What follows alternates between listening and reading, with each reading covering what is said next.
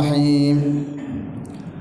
وقال النبي صلى الله عليه وسلم: أحب البلاد إلى الله تعالى مساجدها وأبغض البلاد إلى الله أسواقها.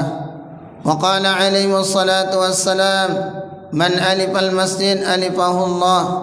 وقال عليه الصلاة والسلام: لا يؤمن أحدكم حتى يحب لأخيه ما يحب لنفسه. أو كما قال النبي صلى الله عليه وسلم. Tiada kata yang pantas kita ucapkan melainkan syukur kepada Allah. Dialah Allah Subhanahu wa taala yang telah berikan anugerah yang besar, karunia yang agung yang Allah taala berikan kepada hamba-Nya. Allah taala anugerahkan nikmatul iman dan Islam, kesehatan dan kesempatan, sehingga pada siang yang berbahagia ini Allah mudahkan kita. Kalau Allah tidak mudahkan, tidak datang kita ke masjid ini Bapak dan Ibu. Hari ini hari libur, orang sudah punya kegiatan dan punya mungkin acara.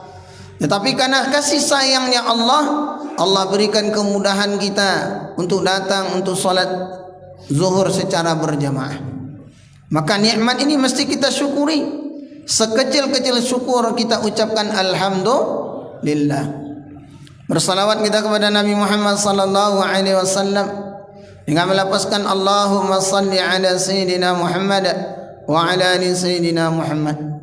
Yang sama-sama kita muliakan para alim ulama, pengurus Masjid Al-Firdaus beserta jajarannya, hadirin wal hadirat, jemaah salat zuhur yang dimuliakan oleh Allah. Allah Ta'ala telah firmankan di dalam Al-Quran, Qul in kuntum tuhibbunallah. Katakanlah Muhammad, apabila engkau nak cinta kepada Allah, fattabi'uni. Maka khitab di sini fattabi'uni itu adalah mengikuti Nabi sallallahu alaihi wasallam. Tanda cinta kita kepada Allah, maka salah satunya adalah, bahkan terbesar, adalah dengan ikut cara Nabi sallallahu alaihi wasallam. Kalau kita mencintai Allah Ta'ala tanpa ikut Nabi sallallahu alaihi wasallam, maka tersesat dan tertolaklah jalan kita. Apa yang Allah akan berikan? Yuhibbukumullah. Niscaya Allah Ta'ala akan berikan kecintaannya. Wa yaghfir lakum dunub. Dan Allah Ta'ala hapuskan dosa-dosanya. Wallahu ghafurur rahim. Dan Allah Ta'ala maha pengampun lagi maha penyayang. Hari ini bagaimana keadaan kita Bapak dan Ibu? Sudahkah di dalam hidup dan kehidupan ini selama 24 jam dalam kehidupan kita ikut cara Nabi sallallahu alaihi wasallam? Padahal setiap kehidupan yang kita buat apabila diikut dengan cara Nabi sallallahu alaihi wasallam maka bernilai ibadah. Hari ini kita anggap sepele ini Bapak dan Ibu, antara masuk masjid dengan masuk WC. Ya Pak, zahirnya sepele, tetapi ketika masuk masjid tidak dengan cara sunnah Nabi, maka tidak dinilai pahala. Masuk masjid langkahkan kaki kanan, masuk WC langkahkan kaki kiri. Ini kan sepele. Buang hajat kita, menyelesaikan segala hajat kita selesai. Tetapi ketika kita tunaikan hajat itu dengan cara Nabi sallallahu alaihi wasallam, kita datang ke WC, langkahkan kaki kiri, keluar langkahkan kaki kanan, dinilai pahala oleh Allah.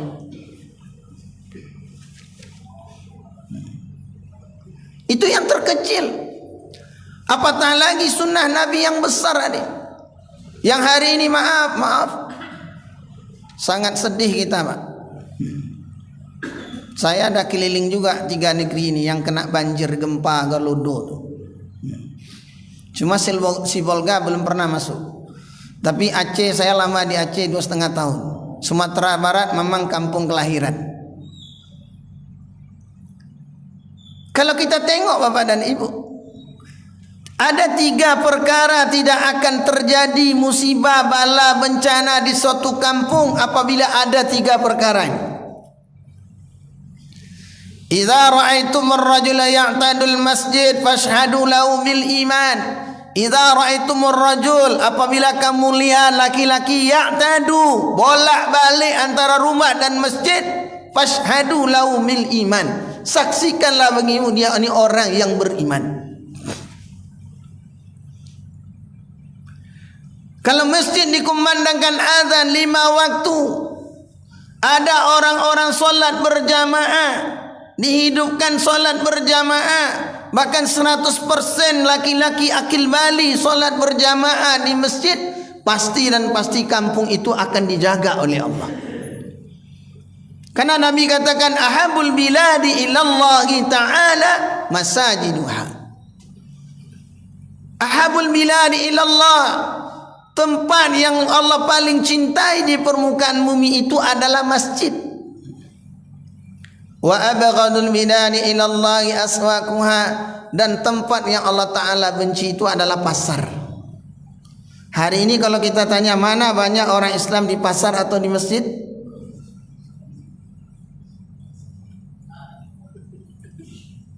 Kalau ajak ke masjid berat ya. Bangkit asam urat, kolesterol, darah tinggi, segala penyakitnya bangkit, Pak. Tapi kalau diajak ke pasar, ada pula gratis pula, sembako gratis, semua gratis. Oh, yang sakit-sakit pun datang deh. Yang kedua Nabi katakan, man alifal masjidah alifahullah. Barang siapa yang cinta kepada masjid, maka Allah akan cinta kepadanya. Kalau Allah Ta'ala cinta kepada kita Bapak dan Ibu, pasti diijabah doa-doa kita. Dan inilah yang kita doa. Tetapi ketika masjid itu keadaan kosong, tidak dilaksanakan solat, solatnya cuma seminggu sekali, tidak ada solat berjamaah, apalagi penghalang untuk menghalangi daripada murkanya Allah. Kalau ada 3 orang di suatu kampung tidak didirikan solat berjamaah, maknanya syaitan sudah menguasai kampung itu. Dan dakwah yang sempurna itu adalah azan, mengumandangkan kalimat Allah, memanggil orang-orang Islam yang di luar daripada masjid untuk datang ke masjid.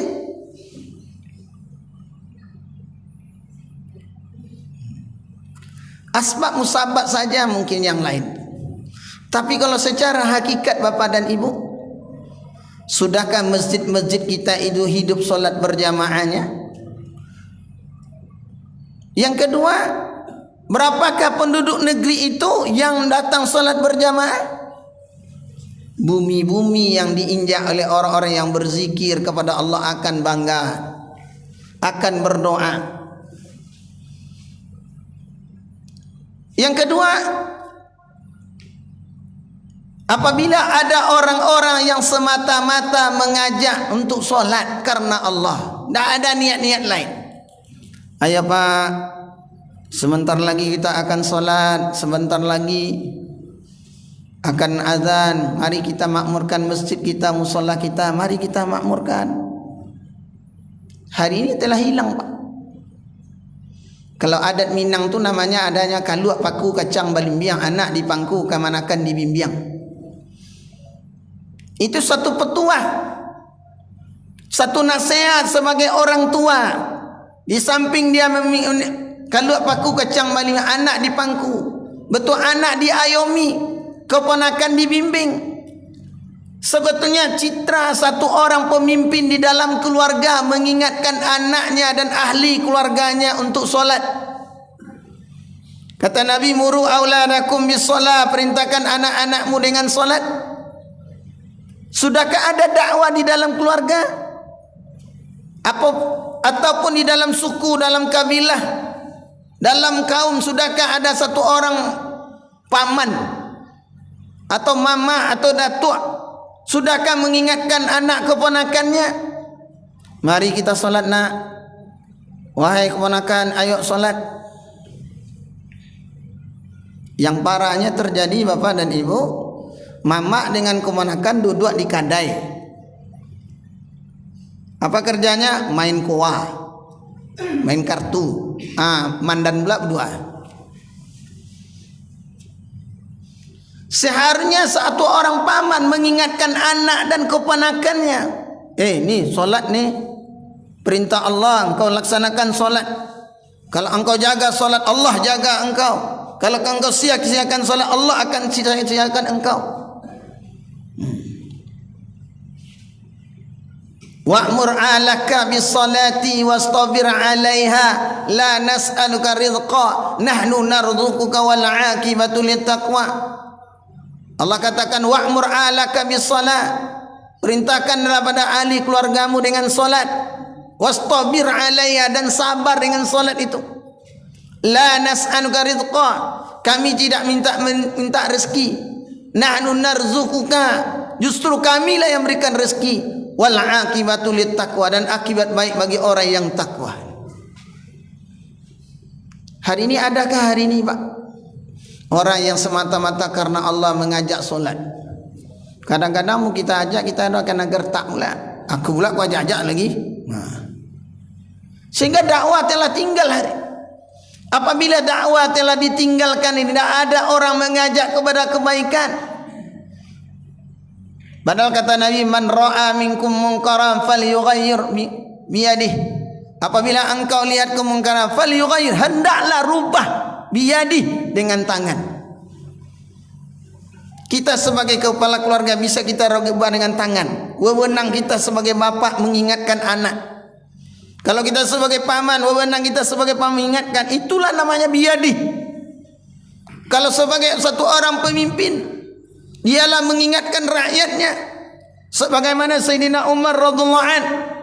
Sayyidina Umar ini ketika waktu setiap hari itu ronda keliling kepada masyarakatnya. Habis solat maka Sayyidina Umar membalikkan badan, melihat warganya yang tak solat siapa. Kalau tidak solat maka Sayyidina Umar datang ke rumahnya bertanya. Suatu ketika tatkala Sulaiman bin Abi Hasma, sahabat Nabi sallallahu alaihi wasallam, ketika zaman pemerintahan Umar radhiyallahu anhu, maka ditugaskan mengawasi pasar. Dulu yang ngawas pasar itu orang soleh, Pak. Ndak orang toleh, ndak orang bagak. Orang soleh. Suatu ketika tatkala salat subuh, Sayyidina Umar dia tengok siapa yang ndak ada. Nampaklah Sulaiman. Maka Sayyidina Umar datang ke rumahnya bertanya kepada ibunya, wahai ibu, kenapa Sulaiman tidak datang solat subuh berjamaah? Rupanya Sulaiman ini tidak datang subuh solat berjamaah bukan karena begadang nonton bola. Sulaiman itu tidak datang subuh karena solat sepanjang malam. Saking banyak panjangnya qiyamul lailnya, ketika waktu subuh dia ngantuk. Karena di masjid kan tidak ada pengeras suara sampai ke rumah. Maka dia solat subuh di rumah. Maka kata Sayyidina Umar, aku inginkan bagaimana solat subuh secara berjamaah. Kata Nabi SAW, man shalla subha fi jama'atin fakannama shallal laila kullah. Barang siapa yang solat subuh secara berjamaah, maka seolah-olah solat semalam suntuk. Aku inginkan solat subuh berjamaah. Yang ketiga, Bapak dan Ibu, apabila ada orang yang bangun malam minta ampun, ya Allah ampunkan dosa kami, ya Allah ampunkan dosa negeri kami, ya Allah ampunkan dosa pemimpin. Wabil ashari hum yastaghfirun, pada waktu sahur dia minta ampun. Sebagaimana Nabi Ya'qub alaihissalam mendoakan terhadap anak-anaknya, memintakan ampun. Bangun malam dalam keadaan orang tidur, dia bangun malam minta ampun, ya Allah, ya Allah, ya Allah. Maka tiga perkara inilah insyaAllah kalau dibuat satu kampung, Allah jaga kampung kita. Mudah-mudahan Allah Ta'ala berikan taufik dan hidayah pada saya dan kita. Salah dan janggal saya mohon maaf. Kita tutup dengan doa kafaratul majlis. Subhanakallahumma wa bihamdika asyhadu an la ilaha illa anta astaghfiruka wa atubu ilaik. Assalamualaikum warahmatullahi wabarakatuh.